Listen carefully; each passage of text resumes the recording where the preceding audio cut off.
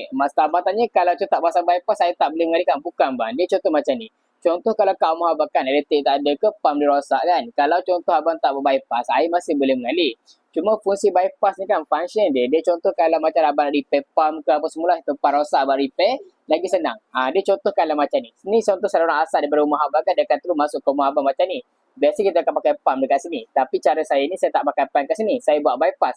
Daripada saluran utama, kita akan buat bypass masuk dekat pam dekat tepi. Air keluar dekat pam ni dia akan tolak balik masuk saluran asal macam ni. Nampak? Dia ke saluran asal tadi. Alright, contoh kalau macam sekarang kan abang repair pam ke pam abang rosak kan apa semua kan. Alright, so sekarang dia tak perlu potong pipe kat sini. Kalau abang tak buat bypass, abang potong pipe dekat sini kan, abang nak buat pam potong kat sini. Alright, jadi kat rumah abang tak boleh gunai. Dalam sama boleh. Tapi kalau kita buat bypass, abang tutup je stokok dekat sini. Abang buka lah dekat air sini.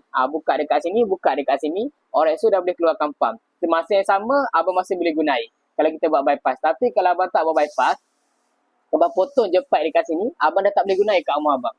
Itu beza dia boleh. So kalau bypass ni sebenarnya, dia penting untuk macam abang nak buat maintenance ataupun abang nak buat service pump. Lagi senang cara dia, boleh. Nampak perbezaan dia ada bypass, tak ada bypass. Kalau tak ada bypass, abang tak boleh gunai masa abang repair pump atau contoh kalau pump problem lah. Nampak? Tapi kalau kita buat bypass, walaupun tengah repair pump, tengah macam service pump apa semua, dekat rumah abang masih boleh guna air macam biasa. Sebab kita ada saluran lagi kat sini. Cuma kita matikan saluran untuk pergi ke pump dan juga air keluar dekat pump je kita matikan dia. Nampak?